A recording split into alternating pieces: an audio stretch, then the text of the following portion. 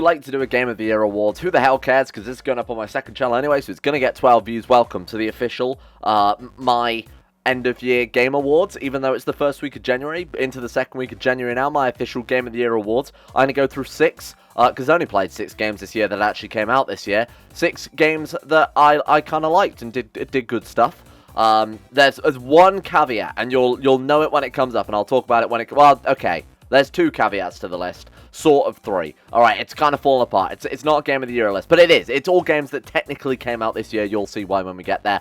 Towards the end of the video, I'm also going to have dishonorable mentions and other shit, which is actually the official name of the segment, where I'm going to talk about some things that didn't necessarily come out this year, but games I played this year, or DLC that came out this year that I either liked or didn't like, because they weren't really part of the traditional list. Before we get into the list, I need to mention what actually makes it qualify for the list. So, number 1, I'm going to be considering how much I actually paid for the game at the time I bought it, and when I bought it, which I'll mention as it comes out.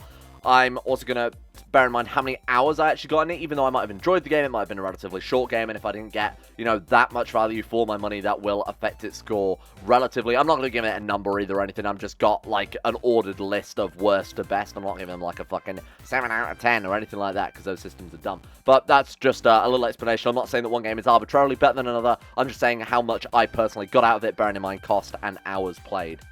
Now, this is one of the first caveats to my list, the thing that I mentioned that is technically kind of a release this year, but not really. Number 6 slot on this list, technically the worst of the best games of last year, if you want to get that technical, was No Man's Sky Next, a massive game overhaul released by, obviously, the No Man's Sky devs for their otherwise completely failed flagship product. It was actually kind of brave of them not just to take the money and leg it, especially when faced with a community that sent you nothing but death threats for the past few months. So credit to Sean Murray and pals for that one. But not only to stick with your product and actually back it in spite of all the shit that you're getting flung at you, to actually then turn it into a good product is fairly impressive, which is why I think it deserves the list, even though I, in particular, only got like 50 hours of gameplay out of it. I thought it got very monotonous after a while. The grind got pretty ridiculous, but the actual freedom you get in it, and the constant updates, you've got to remember, it's still getting, even now in early 2019, it's still getting some updates to this game, right? So, I mean, you've got to give them credit on that regard, but it is also quite a fun experience for those of you who are into that sort of sci-fi-based, survival-based aesthetic game. Kind of fun to play with friends. Things that let them down really were the lack of true co-op. You could fly around with friends, but missions were instance, bases were instance. You couldn't really interact with one another. You couldn't work together to build a base with your friends. You basically built your own bases separate from one another and were sort of neighbors, rather than actually working together as a team. There were certain sort of exclusions to that rule. In particular, like carriers. I think you could visit one another's carriers. You could join other people's base and get permissions to build with them, but certain things didn't quite work right, or at least work as I'd imagine them to work. So, lost some points in the actual multiplayer compatibility aspect of things, but as a single player experience, you might have a lot of fun with it if you're the type of guy that enjoys something like Spore, something like Minecraft even to some extent, you know, there's classic sort of survival building games. So, I think it deserves some props for not completely going up in smoke where it very easily could have. Number 5 on my list is the second and final caveat to the sort of release this year thing. It's Rimworld. Everybody knows what Rimworld is, and technically in October 2018 it went into full release. This is a game that's been in early access since I think like 2013. I've been playing it since like alpha, so I've had a long experience with the game. Where it is now is obviously like the best it's gonna be, right? I think if they add any more, they'll overinflate it and make it too overburdened with content and a little bit dull as a result of that. But I think where it is now is the perfect place for modders and the community to really build off of. I'm enjoying playing it on the channel right now. God knows how much longer I'll enjoy playing it for. But it's one of those games that's just got infinite replayability, right? So I had to give a spot to Rimworld because technically it was released this year and I did enjoy it more than No Man's Sky. But I don't want to give it too high on the list because, again, it's kind of a little bit of a bullshit cop-out answer, right? Putting Rimworld on this list of all things. Vermintide 2 was a game that had no right being as good as it was, yet for some reason really thwomped it when it first came out. Famously, Warhammer games are either very, very, very good, for example, Dawn of War, or very, very, very bad, for example, Dawn of War 3. Because Games Workshop have basically said, here's the license, boys, come and get it, and everybody's taken a piece and made just any old shitty games. And Vermintide 2 was one of those sort of big worries. The original Vermintide was good. It was very clearly just Left 4 Dead slapped in a Warhammer world. But I wasn't expecting much from it when we first got into it. But the actual changes they've made to the game, particularly now. The current version of Vermintide 2 is very impressive with the workshop support, the mission system, the customization. There was a lot that they added to that from the first game that just improved on it. It gave you more of the same, but it was improved all around, and I think that made it a much better experience. Now, again, going back to what I said earlier, I'm bearing in mind that I also got this game on release for something like £20, which is about, what, $27 or so? So it was a very, very good value for the amount that I've played. And I've got in that game right now 109 hours. Now, the only reason I stopped playing was because my other friends I was playing it with weren't particularly interested in doing it anymore. We were trying to complete all the levels on the hardest difficulty. We started to get up to the very end game difficulties, and then it just sort of became kind of... There was a lot of luck involved, a lot of RNG. I hate using that excuse, but it's kind of true for Warhammer Vermintide 2. Recently, they've had a lot of workshop support. Now, I know the game does suffer a little bit from... the classic sort of developer over-promising and underachieving. So there were supposed to be DLCs out at a particular time last year, and they missed that by a mile. There's supposed to be workshop support, which I personally am very excited for, or was very excited for, which again, they missed by a mile. They have it in-game now, but at the time, it was not looking good. Definitely overpromised, like I said, under-delivered, but these days they have got those in. They have got approved mods that they've actually applied to the game, so you can play this online with other people if you want to. So that's kind of a nice little feature. And again, it's just a great game. Really, really fun hack and slash. More of Left 4 Dead. Left 4 Dead just modernized. This is a game I've only recently started playing, right? Smash Bros. Ultimate is, in my opinion, probably the second best Smash Bros. Game ever released. I played a shit ton of Melee when that game came out on GameCube. Like, genuinely, probably thousands and thousands of hours. As for Brawl, I was not a big fan of that, obviously, but as a lot of people were. So I sort of dropped off the Smash Bros. Radar at that point and never really played for the Wii U version either. Got back into it with Ultimate. Got for Christmas, I got given the Smash Bros. Ultimate console, courtesy of my girlfriend, along with the game, who I love very dearly. Thank you very much for that. And that was, I mean, it feels like Melee. Now, I haven't played Melee in years, but it feels to me like the game I remember from my childhood, but obviously polished up, a lot of extra shit. There is so much content in this game, I could be playing it for years, potentially. The only stifle I've got with it, the only sort of tribulation I've got with it, is that the online features are obviously paid for now. Nintendo have done their own online Xbox Live, PlayStation Gold style service, and there are gameplay mechanics a lot behind that. So a big part of Smash Bros, which I believe was introduced with Brawl, was the whole clearing this sort of screen of achievements, right? Now, there's an entire screen of those, which means for a completionist like myself, I can't actually do it unless I now pay for the multiplayer, because there's an entire screen of those dedicated to the multiplayer play, which is my biggest gripe with the game. Besides that, it's just more Smash Bros. It's more Melee, more to the point, which is why I probably enjoy it so much. I'm getting into it a lot. I've been playing it a lot recently. In fact, I probably played it for like 3 or 4 hours today while I've been waiting for videos to render and upload, that type of thing. It's my go-to game right now when I'm not doing anything else. The Switch's portability lends itself even more, because if I'm waiting for a video to upload, I can still sit at my desk, watch that uploading with bated breath, and also play Smash Bros. At the same time, which is obviously great. I think it's the best console for it, and it's probably the best Smash Bros. Release we're ever going to get. Yeah, I'm enjoying that one. I like it. Good work, Nintendo. Well done. This is going to be a weird one, because this is a game I have a real love-hate relationship with that took a lot of getting over some technical features to enjoy it. So I'm obviously talking about Monster Hunter World, because I assume you've seen the intro card. You might not have. You might have this on in the background, at which point it's Monster Hunter World. This game suffers from your classic Japanese devs not knowing how to do a PC port. The controls are fucking god-awful. The multiplayer lobby system is fucking god-awful. The camera controls in particular, the camera is fucking god-awful. Clearly, the gameplay is designed for a console. I'm playing it on PC. I'm now playing it with keyboard and mouse. I was actually playing it for a time with a controller, with an Xbox 360 controller. But I've recently switched to keyboard and mouse, and that's because I've found a way to actually, fortunately, it's a very customizable game, change all the settings, all the camera controls, and the actual control scheme to more betterer fit a keyboard and mouse. Not a real word, don't quote me on that one. To better fit a keyboard and mouse, and it's actually a much more enjoyable experience now that I've tweaked that. But, of course, the caveat to that is it took me maybe 20-30 hours of gameplay to find what I was actually comfortable with before I could start enjoying the game. That's a heavy investment, but when you get into it, my god, is the game good. Like, the gameplay mechanics are fantastic. I like RPGs anyway. It's, you know, I've always enjoyed your classic RPG experience, as you'll find out from the next one, but we won't talk about that yet. It's great. It's very much your very stereotypical RPG. You kill things, you get gear from them, you make better gear to kill bigger things, and then the cycle repeats until you finish the game. And I feel like with Monster Hunter World, they've boiled down purely what makes an RPG enjoyable. you know? Even to the extent you could consider it almost like a boss rush game. You could consider it a sort of Souls-like in some regards. It's not as difficult as Dark Souls, not by a long shot, because there is that grind element to it. But it is a very well-designed game. Not technically. Gameplay, fantastic. Technically, fucking god-awful. But that's just a problem with Japanese devs, particularly Bandai Namco are fucking god-awful at it. Capcom. It's Capcom. It's not Bandai Namco. Edit that out. I'm not going to edit that out. But yeah, they're particularly bad at it.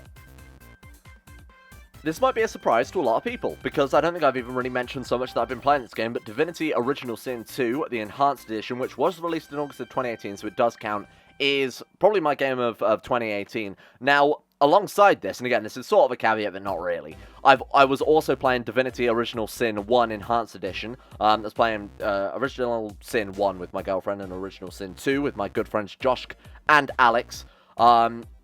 They're both incredibly fantastic games. Yeah, and you got to remember, these games, I believe, were Kickstarter founded, both of them, by Larian Studios there. So the first game, to some extent, is better and worse. It's a more traditional RPG, the first game.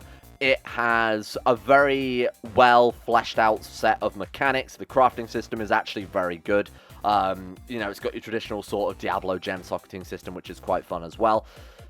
However, it did suffer from that. It did have the feeling of a Kickstarter game in a weird way. The areas felt very sort of there was a lot of disparity between the areas and the enemies in particular. Like, sometimes you find these massive mutants or these huge demons, and then it's literally like a cartoony skeleton with his bomb on his back as well. It felt very strange. Divinity Original Sin 2, they improved on a lot of ways.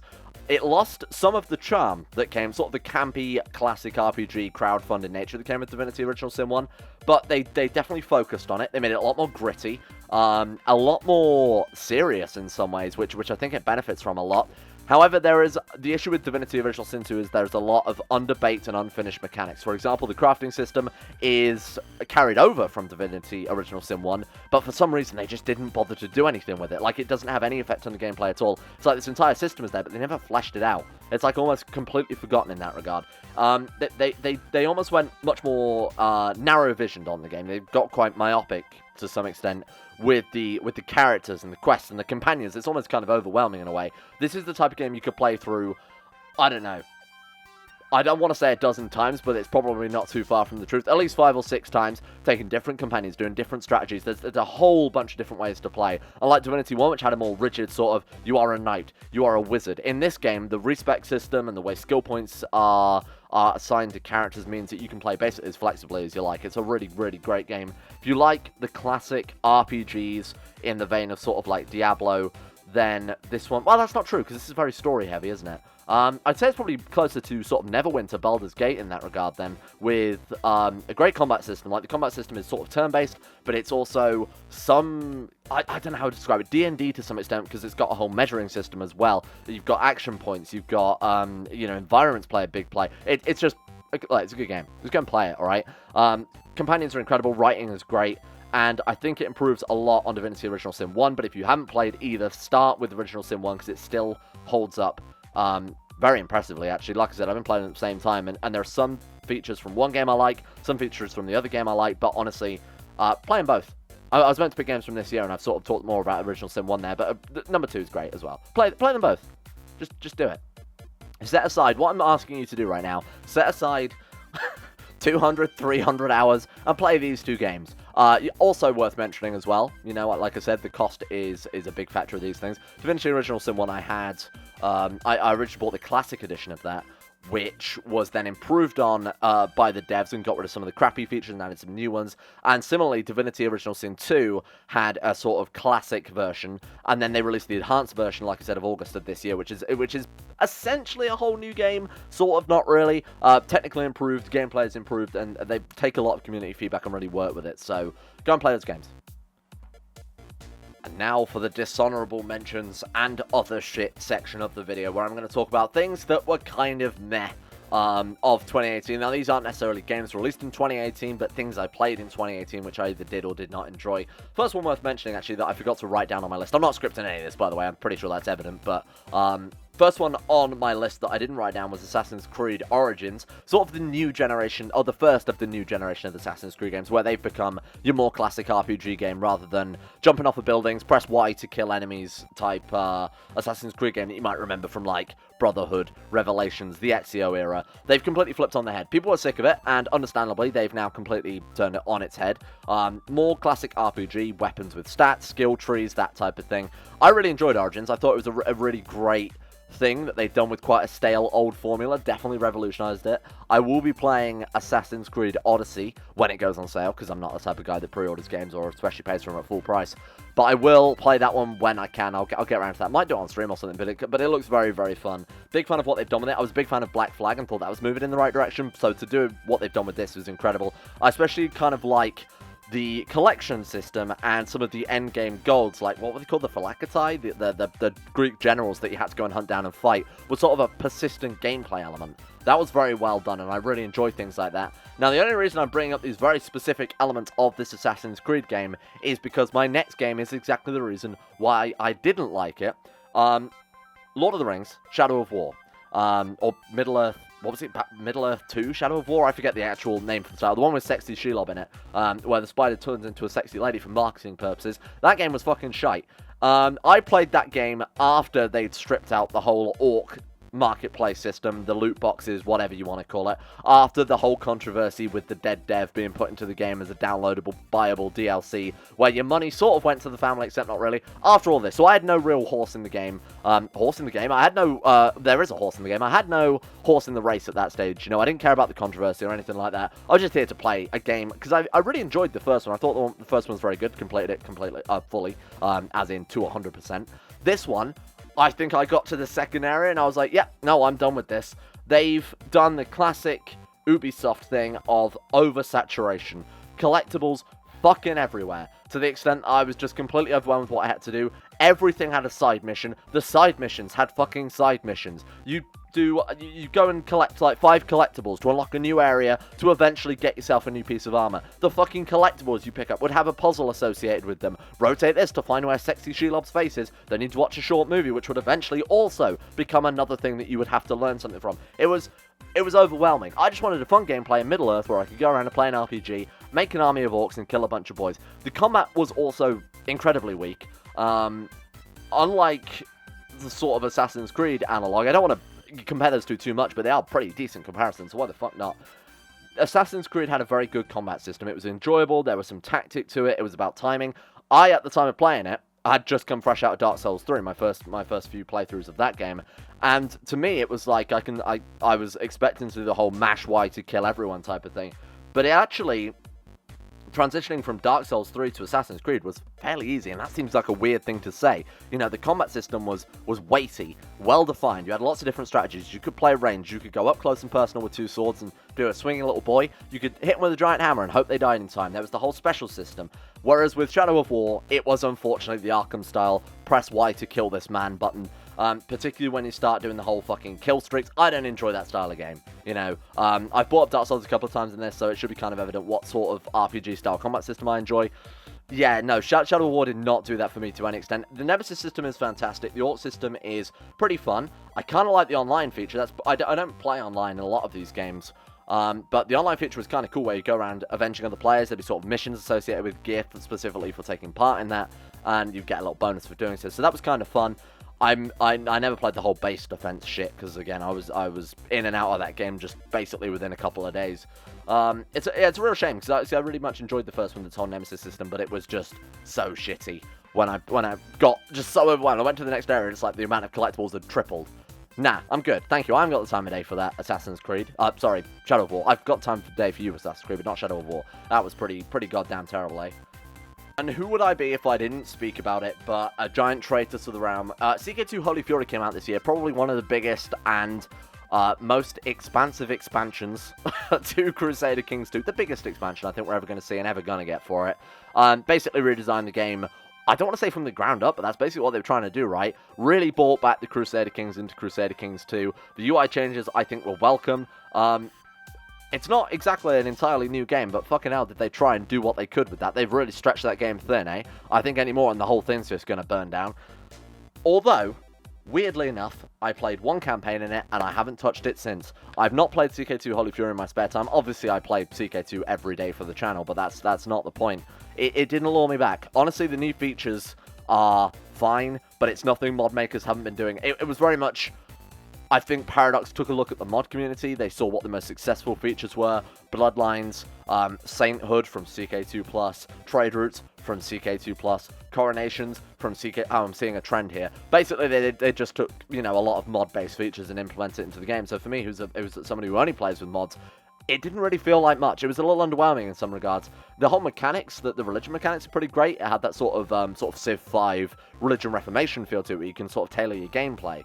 But I've always found by the time I get to that, it's kind of a bit like, anyway, I've already got my Empire, and I'm sort of waiting for my next campaign, so I don't really know. Holy Fury never really grabbed me. I thought the Bloodline system was a little bit shitty, and the whole point of the mod was related to the Bloodline system, mod. I'm calling it a fucking mod, because that's what it feels like.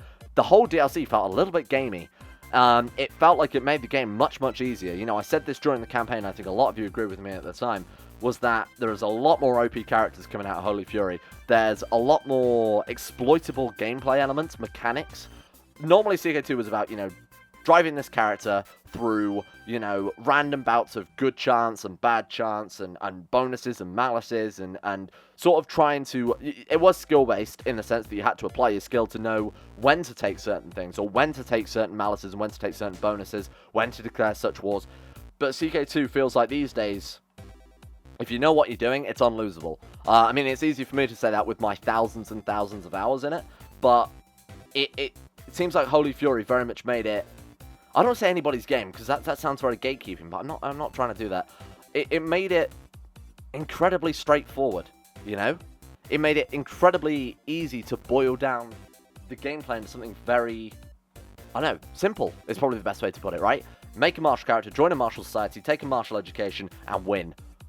And that was CK2 Holy Fury in a nutshell, right? I'm not a big fan of it. I mean, I need more time with it before I can make an actual proper decision. I thought it was worth talking about on this list as a sort of final year thoughts. But, man, I probably won't go back in a hurry, let's put it that way. Kind of wish I'd have scripted my Holy Fury thoughts a little bit more here, but honestly, I don't like doing scripted videos. I think it sounds very sort of fake and engineered, but there's a lot to say on the subject. Maybe I'll do a full video on it if people are actually interested, because there's a lot to say here that I need to write down. Obviously, it being sort of my ballpark, I have a lot to express on that one, and why I was okay with it, but also kind of not. Anyway, that'll do. Enjoy your video. What do you think? Like it? Well, if you like it, there's a button for that. It's called the Patreon button. No, it's the like button. That's what I was getting at. Yeah, end of year video, only a week late. So I think that's fine. I think that's fairly acceptable given my current schedule. Thanks for watching. See you in Star Wars Knights of the Old Republic, I guess, seeing as it's going up on the second channel.